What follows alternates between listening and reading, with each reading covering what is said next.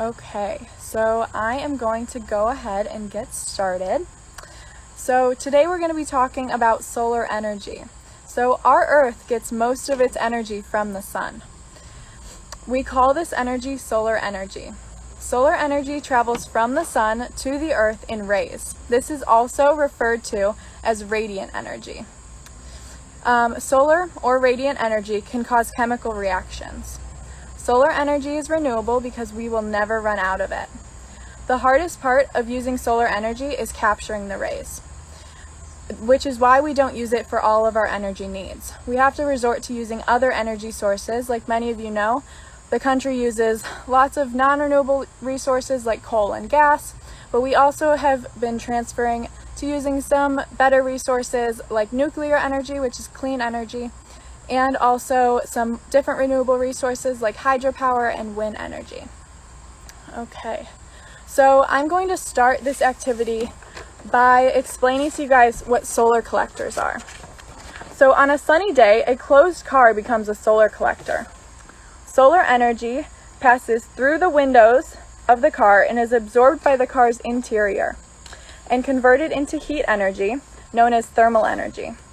The heat gets trapped inside of the car, and this is why cars become so hot in the summer. So here's the diagram, as you can see.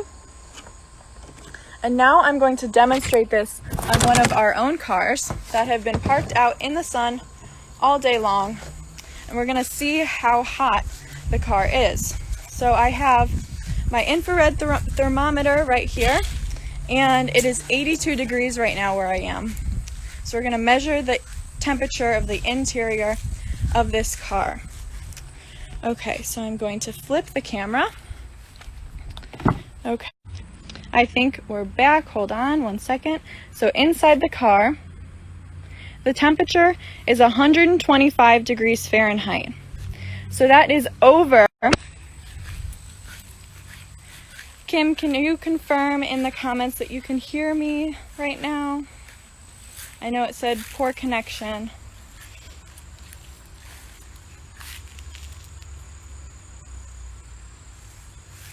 Yes, okay, good.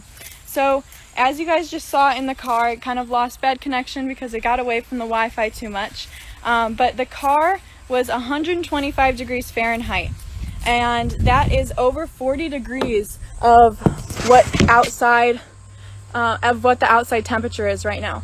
So this just demonstrates how much of a solar collector cars can be, because that solar energy was absorbed in the car's interior, which increased the interior temperature of the car. Okay, and now we're going to talk about UV light, and we're going to do a little experiment with solar beads and UV beads. So right now, as you can see, we have a control bead, and this bead has been sitting in the sun for a few minutes, and it's a pink color. And in a second, I'm going to get out two beads that have been in the shade, and we're going to put two different sunscreens on them.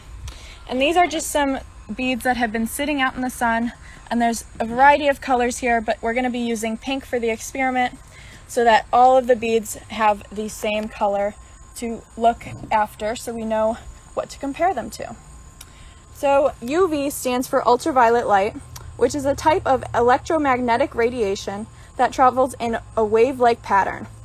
UV light is found within sunlight, but is invisible. UV light produces chemical reactions that can cause a substance to glow or burn, and this causes your skin to burn or tan.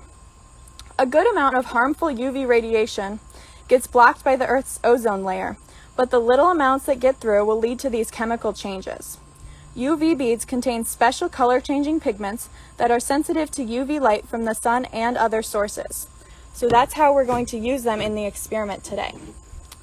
So as you can see, I'm going to be taking my UV beads out of this shaded area, and we're going to put them right here, and we're going to put some sunscreen on each of them. As you can see, they're quickly changing to a pink color. So this is hard to do with one hand, I apologize. We're going to put some sunscreen on each bead, and we're going to see if this helps them change. One second, I'm going to prop up my camera. Okay, so we're going to put the sunscreen on each bead to see if this helps them maintain their white color instead of changing color from the sun.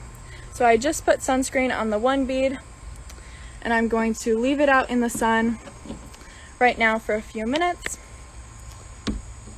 And now I'm going to spray the other bead with the spray sunscreen. This sunscreen is a 50 SPF, so theoretically it should protect the bead from the UV rays better than the lower SPF should.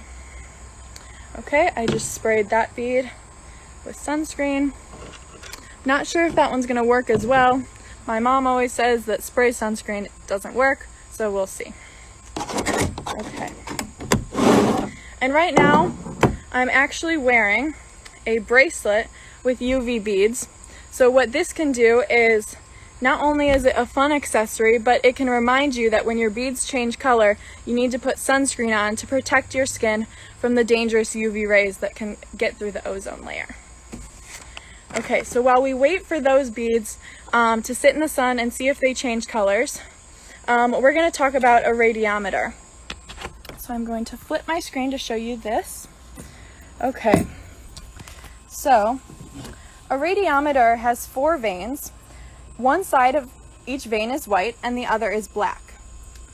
When radiant energy hits the vanes of the radiometer, they begin to spin. One side of the vanes gets hotter than the other. So as you can see, the one side of the vane is white and one side is black. So which side do you think, can you guess which side gets hotter? Can you guys guess in the comments which side of the vane of the radiometer do you think gets hotter? The white side or the black side? Based on what we just talked about. Who has a guess of which side of the vane gets hotter, the white or the black side? Black side is hotter is my guess. That is correct. That is because as the sun hits the vanes, the lighter side reflects the light while the dark side absorbs it. And this is also why your car becomes a solar collector, because the interior of your car is often dark and it absorbs this light. So as the dark side absorbs the radiant energy, a difference in temperature develops between the vanes. The radiometer changes radiant energy to heat, then to motion, which allows the vanes to spin. So this would go on all day if I left it out in the sun, but as soon as I put it in the shade, the vanes will stop spinning. Okay, so now we're going to go back to our beads. So as you can see, they're all sitting outside. The control bead is still pink. I put no sunscreen on this bead. And the bead with lotion SPF 30 sunscreen is a white color. It did not change pink in the sunlight. And the bead with a spray sunscreen is a very pale pink. You almost can't even tell on the camera, but it also did a very good job of protecting the bead from these UV rays. As you can see, these beads are still a color, but if I put it in the shade for a long time, then they would go back to normal. Here we go. Does anyone have any questions about the experiment or solar collectors or how the radiometer works?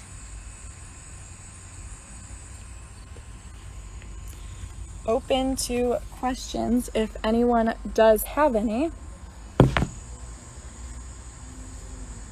So you can see the radiometer is still spinning. It would spin all day if we let it, as long as it's in the sunlight.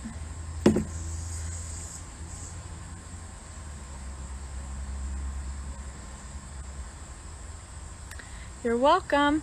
Okay, if anyone has any questions, you can, this video is going to be up on Need's YouTube in a couple hours, and you can ask them on the Need Instagram page, or ask on the YouTube page, and we will make sure that someone gets those answered for you.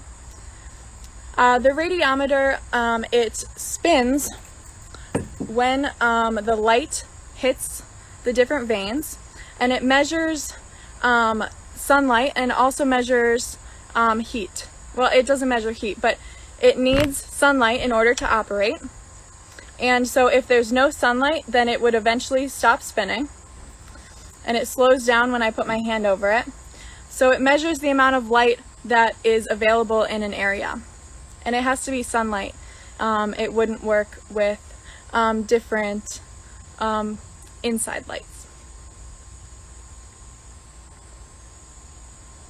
Okay, any other questions?